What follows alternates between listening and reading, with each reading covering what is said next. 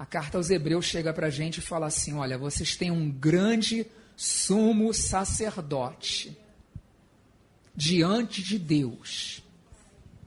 E o nome dele é Jesus. Espera aí, você acabou de falar que nenhum sacerdote poderia vir de qualquer outra tribo que não fosse de Levi. É verdade. Espera aí, mas Jesus veio da tribo de Judá? Sim. Porque o sacerdócio de Jesus não tem nada a ver com o sacerdócio daquele tempo.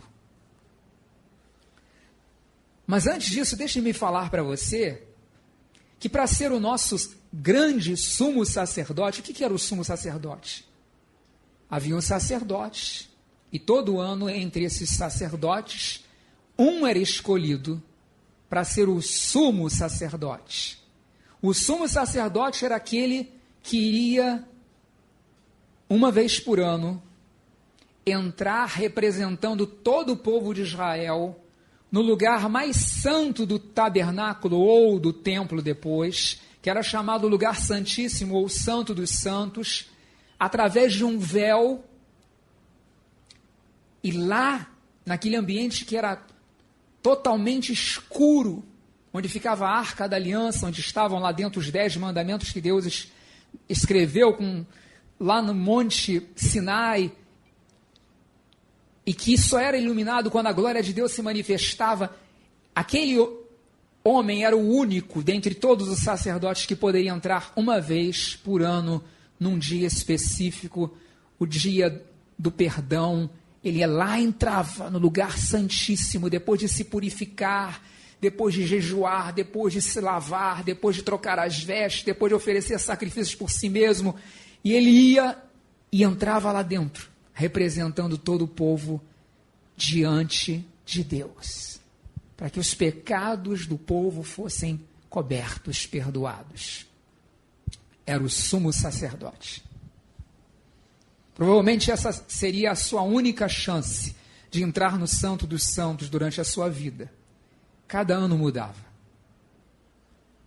A Bíblia diz que Jesus é o nosso grande sumo sacerdote. Mas para ele se tornar nosso grande sumo sacerdote, primeiro ele fez uma coisa. Primeiro ele se tornou semelhante a nós em todas as coisas. Daí que ele se vestiu de carne e sangue humanos. Ele se fez homem. Ele nasceu de uma mulher, de uma virgem chamada Maria. Sem a instrumentalidade de um homem. Foi gerado pela obra miraculosa do Espírito Santo no útero de Maria, um milagre. Mas ele se vestiu de carne e sangue. Ele se tornou como você e eu, era Deus vestido de um corpo, com carne, sangue, ossos, pele, cabelo, sujeito às mesmas sensações, sentimentos, tentações, incômodos, dores.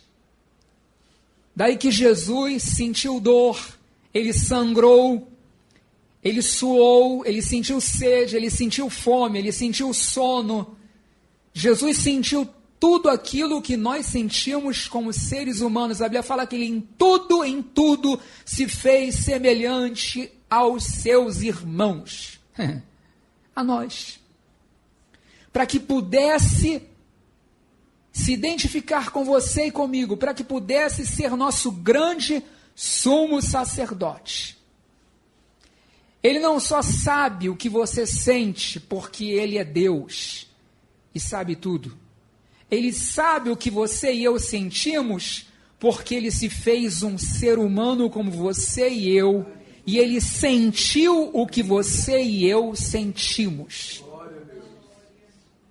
Se você se cortar e sangrar, e você sentir a dor, Jesus sabe como é essa dor, porque ele foi cortado quando eles o espancaram e o surraram, e ele sentiu a dor. Se você leva uma batida e sente o impacto dela, uma queda, uma dor nos seus ossos. Jesus sabe o que é isso, porque ele sentiu isso. Se você é tentado em alguma área da sua vida, Jesus sabe como é que você está se sentindo, porque ele foi tentado como você também. A única diferença é que ele nunca cedeu à tentação, ele nunca pecou. Ser tentado não é pecado. Pecado é quando você diz sim à tentação, não a Deus. Jesus foi tentado e não pecou.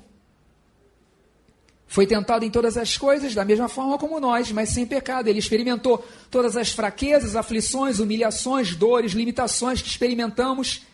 E até em sua morte ele se fez semelhante a nós, ele morreu.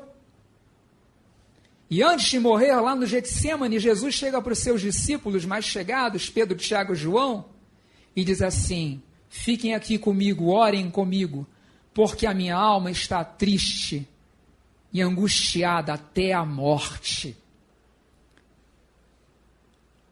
Jesus está tão angustiado que acontece com ele um fenômeno raríssimo chamado hematidrose. Ele começa a suar gotas de sangue, os vasos mais superficiais da pele começam a se romper, tamanho estresse emocional que ele estava. É comum a pessoa com estresse ter uma desidrose. Ela começa a suar excessivamente. Já sentiu isso? A mão começa a ficar toda suada, né?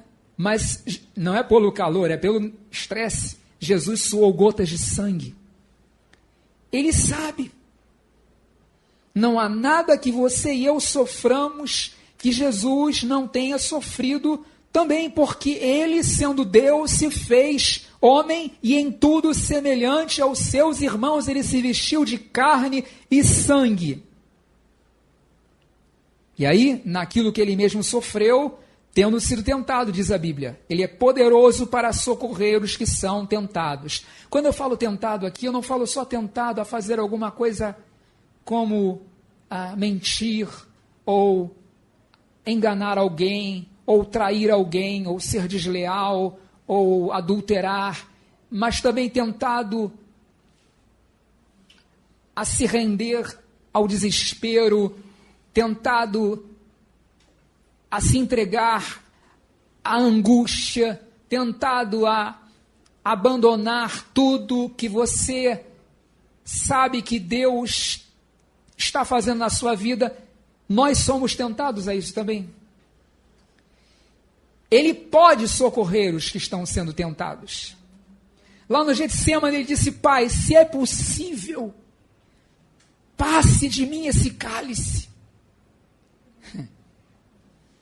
Ele fala isso para o Pai 3 vezes. Agora vai além, para ser nosso grande sumo sacerdote, ele não só se identificou conosco, se tornou como nós em todas as coisas, se identificou com todas as sofrimentos, aflições, angústias, lutas, tentações que nós sofremos, mas ele também, diz a Bíblia, se fez propiciação pelos nossos pecados. Veja só, ele não só se tornou semelhante a você e a mim, mas ele também se tornou o próprio sacrifício a ser oferecido por você e por mim. Ele se fez propiciação pelos nossos pecados. Agora entenda, a Bíblia fala assim: tu és tão puro de olhos que não podes ver o mal. Deus é tão puro de olhos que ele não pode nem mesmo ver o mal. Pense, ele não pode nem mesmo contemplar o mal, tamanha a sua pureza. Ninguém pode vir a Deus, Deus falou para Moisés, e ficar vivo. Moisés disse: eu quero te ver. Deus falou: ninguém vai me ver e continuar vivo. Eu vou colocar você aí na fenda de uma rocha e vou passar, e você vai me ver pelas costas. Você verá toda a minha bondade, benevolência e misericórdia, mas nenhum homem pode me ver e continuar vivo. Deus é absolutamente, é algo além do nosso entendimento, absolutamente perfeito, puro, santo. Daí que os nossos pecados, diz a Bíblia, fazem separação entre nós e Deus. E aí? Como é que se resolve isso? Porque Deus é o ofendido e nós somos os ofensores. nós ofendemos a Deus, ficamos destituídos da sua glória, separados de sua presença e debaixo do seu juízo, justo juízo. É o que a Bíblia ensina. Mas aí que Jesus se faz um homem e assume a nossa natureza humana, não pecaminosa, mas humana, se faz carne e sangue para ser semelhante a nós, e ele se oferece a Deus o Pai, ele sendo Deus Filho, se oferece a Deus o Pai como aquele que seria julgado e condenado no seu e no meu lugar. Jesus, como eu disse uma vez, ele não trouxe um cordeiro, ele não levou um cordeiro para oferecer ao Pai Celestial. Pai, eu estou trazendo um cordeiro para oferecer em favor dos meus irmãos, daqueles que pecaram contra ti. Não. Ele não trouxe um cordeiro. Jesus mesmo se ofereceu, porque ele é o cordeiro. Se você nunca prestou atenção, no livro de Apocalipse, Jesus é chamado praticamente todo o tempo de o cordeiro. O outro nome pelo qual ele é chamado é a palavra de Deus. E aí há vários adjetivos para ele no livro de Apocalipse, como Rei dos Reis, Senhor dos Senhores e outros, mas Leão da tribo de Judá, Raiz de Davi, mas na verdade, nominalmente mesmo, ele é chamado de Cordeiro. É a noiva do Cordeiro, é a ira do Cordeiro, é o Cordeiro no trono, é digno, é o Cordeiro, Cordeiro, Cordeiro, Cordeiro. Por quê? Porque Jesus era o nome dele como homem, mas ele é o Cordeiro eterno de Deus. Ou seja, antes que Deus criasse o universo, ele era o Cordeiro. Pedro diz que ele foi conhecido, o Cordeiro foi conhecido antes da fundação do mundo. E no Apocalipse fala que o Cordeiro foi morto desde a fundação do mundo. Ele sempre foi o Cordeiro, é o Cordeiro e sempre será o Cordeiro. Ele é o Cordeiro de Deus que tira os pecados do mundo. Daí que João escreve na sua primeira carta que Jesus é a propiciação pelos nossos pecados, e não somente pelos nossos, mas ainda pelos do mundo inteiro. E aí você pergunta o que significa propiciação. Palavra difícil, mas o significado é o seguinte: propiciação significa afastar a ira e tornar alguém propício ou favorável a outra pessoa. Ou seja, nós estávamos debaixo da ira de Deus. Eu sei que a maioria das pessoas não ouve muito sobre isso nos dias de hoje. No passado se ouvia comumente, mas hoje não se fala muito sobre isso, ofende demais. Mas a Bíblia fala que aquele que não crê no Filho, mas permanece rebelde contra ele, João 3,36, sobre ele permanece a ira de Deus, porque o pecado nos separou de Deus, e Deus é santo, ele não pode nem mesmo olhar o pecado. Nós estávamos debaixo de sua ira, e seríamos julgados, condenados, a sentença lavrada. Mas Jesus se fez propiciação pelos nossos pecados, o Cordeiro eterno. Ele se ofereceu. E quando ele se ofereceu ao Pai em nosso lugar, recebeu o castigo que era para nós, o juízo que era para nós, a punição que era nossa, ele nos fez favoráveis a Deus. Daí que em vez de eu receber juízo, eu recebo graça. Favor. Agora veja, isso é propiciação. Por causa do que Jesus fez na cruz, Deus se tornou favorável a nós. Daí que se Deus é por nós, quem será contra nós?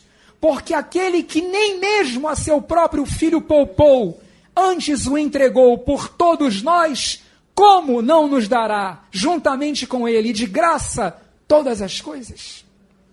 Quem intentará acusação contra os escolhidos de Deus? É Deus quem os justifica, Quem os condenará? Foi Cristo Jesus quem morreu, antes quem ressuscitou dentre os mortos, o qual está à direita de Deus e intercede por nós. Quem nos separará do amor de Cristo? E aí ele continua. Daí que João fala, também na sua primeira carta, nós temos um advogado junto ao Pai, diante do Pai, Jesus Cristo, o justo. Daí que se o inimigo é especialista em acusar, ele é o acusador, Jesus é nosso advogado e ele não perde uma causa. Nunca perdeu, jamais perderá. Porque ele não só se fez semelhante a nós, ele se ofereceu como o sacrifício, a propiciação, ele nos tornou, pelo que ele fez, favoráveis diante de Deus. Deus olha para você e para mim em Cristo, então ele nos dá seu favor, sua graça, sua misericórdia. E eu estou terminando. E aí eu entendo que é por causa disso que Jesus, e somente Jesus, é o nosso único sumo sacerdote diante de Deus. E você e eu não precisamos de mais ninguém. Eu disse no início que, segundo a ordem humana, Jesus jamais poderia ser sacerdote, porque ele não era da tribo de Levi, ele era da tribo de Judá. E só eram sacerdotes os descendentes de Levi. Daí que Hebreus explica que Jesus é sacerdote para sempre, segundo uma outra ordem, que ele chama a ordem de Melquisedeque. Eu não tenho tempo para falar sobre isso hoje, mas eu quero apenas que você guarde uma coisa. Ele está dizendo que Jesus é sacerdote, o sumo sacerdote, para sempre, eternamente, segundo uma ordem muito superior a qualquer outra, uma ordem divina e eterna. Jesus não precisou oferecer um sacrifício por ele mesmo, não. Ele nunca pecou. O sacrifício dele foi por você e por mim, para você e para mim, em seu favor, em meu favor. Jesus é inculpável, mais sublime que os céus. Jesus é santo, perfeito. E ele não precisa repetir o mesmo sacrifício várias vezes e ficar repetindo. Não. Ele ofereceu um único sacrifício. E por meio desse único sacrifício, diz a Bíblia, ele aperfeiçoou para sempre todos aqueles que por meio dele se chegam a Deus, vivendo sempre para interceder por eles. Hebreus fala que tudo aquilo que havia antes era uma sombra do que viria ainda. Viria em Jesus. Não era a imagem real das coisas, era uma sombra, eram símbolos. Tudo que você lê no Antigo Testamento, o tabernáculo, os sacerdotes, os levitas, todos aqueles cerimoniais, aqueles utensílios, tudo sombra, tudo figura. Nada a ver com a nova aliança que Jesus fez conosco pelo seu sangue na cruz. Nós não estamos na antiga aliança, nós estamos numa nova aliança baseada no sangue de Jesus, baseada em promessas muito superiores, um sacerdócio infinitamente superior, o sacerdócio de Jesus Cristo. Ele é nosso misericordioso e fiel sumo sacerdote. Está sentado à direita de Deus, intercedendo por nós. E porque ele é capaz de se compadecer das nossas fraquezas, o convite então é: aproximemo-nos do trono da graça com toda a confiança, a fim de recebermos misericórdia e encontrarmos graça que nos ajude no momento da necessidade. Já que ele é nosso grande, único, supremo, sumo sacerdote diante de Deus, ele diz: aproxime-se. Aproxime-se de Deus. Aproxime-se pelo sangue de Jesus. Aproxime-se através do véu, que é o corpo de Jesus que foi partido na cruz no seu lugar. O véu foi rasgado, tudo aquilo passou. Você tem livre acesso a Deus em Jesus Cristo. Pelo sangue do Cordeiro eterno de Deus. Aproxime-se com fé, com confiança, para você receber misericórdia, para você encontrar favor, graça, socorro, que ajude você no momento da necessidade. E é também por isso que ele fala no capítulo 3 de Hebreus, que nós devemos atentar ou fixar os nossos olhos, os nossos pensamentos em Jesus, o apóstolo e sumo sacerdote da nossa confissão, ou apóstolo e sumo sacerdote que nós confessamos. Agora Apocalipse fala uma coisa interessante, porque fala que Jesus, com seu sangue, nos comprou para Deus e nos fez reis e sacerdotes. Mas nunca esqueça o que ele diz logo depois. Ele nos fez reis e sacerdotes para o nosso Deus. Eu disse no início que os sacerdotes do tabernáculo e do templo eram sacerdotes para os homens. Eles estavam intercedendo pelos homens diante, representando os homens diante de Deus. Hoje quem faz isso? É Cristo. Ele está à direita do Pai. A Bíblia fala que ele não entrou no santo lugar, um lugar dentro do templo. Não, ele não entrou. Ele penetrou os céus, diz a Bíblia. E levou o seu sangue da nova aliança perante o Pai. E disse: Pai, está feito, está pago, está consumado. Eu paguei o preço.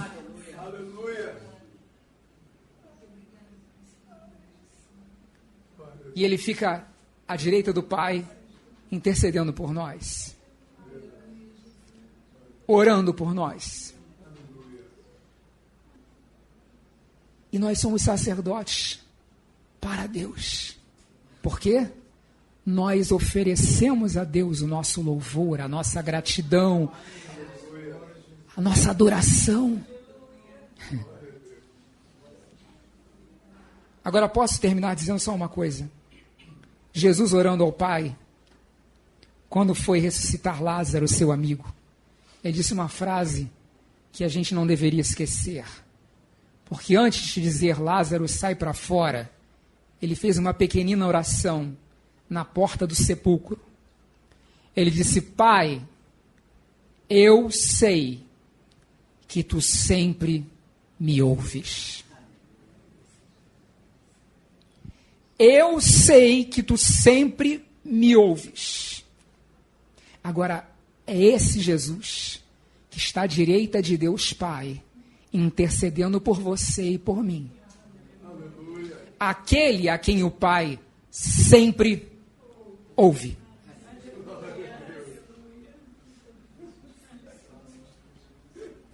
Ele e o Pai são um. E Jesus disse: tu sempre me ouves. O Pai disse para Jesus: tu és o meu filho amado, em quem eu tenho prazer. E por causa do que ele fez por nós, a Bíblia fala que Jesus não se envergonha de nos chamar seus irmãos. Daí que você e eu somos irmãos de Jesus. Hebreus diz isso. A Bíblia diz isso. Quando Jesus ressuscita, ele fala isso para um de seus discípulos. Ele fala: diga aos meus irmãos. Somos irmãozinhos de Jesus. É o nosso irmão mais velho, o primogênito. E nós estamos sendo transformados na imagem dele. Esse é o propósito de Deus para as nossas vidas. Para que Deus tenha uma família de muitos filhos semelhantes ao seu Filho Jesus. Curva sua cabeça, feche seus olhos. Vamos orar, nós estamos terminando. Se você está me ouvindo de alguma forma, através de uma gravação na internet, seja onde for, na rádio, você ouviu essa palavra simples e você diz: eu preciso de Jesus na minha vida. Eu quero entregar a Jesus o meu coração e a minha vida. Eu quero que Jesus seja o meu sacerdote, o meu sumo sacerdote. Eu quero que ele interceda por mim. Eu quero que ele me represente diante de Deus. Eu reconheço que eu estou perdido, mas eu quero que ele me salve. Eu quero crer no que ele fez por mim, na cruz, no sangue que ele derramou em meu lugar. Você é essa pessoa? Ou você estava afastado e você hoje diz: eu quero voltar para a comunhão com ele. Onde você está, ore assim comigo: Senhor Jesus, obrigado por tudo que o Senhor realizou por mim, por teu grande amor. Eu não consigo compreender, está além do meu entendimento, mas eu aceito, eu preciso e eu recebo. Eu te peço, perdoa os meus pecados e escreve meu nome no livro da vida do Cordeiro.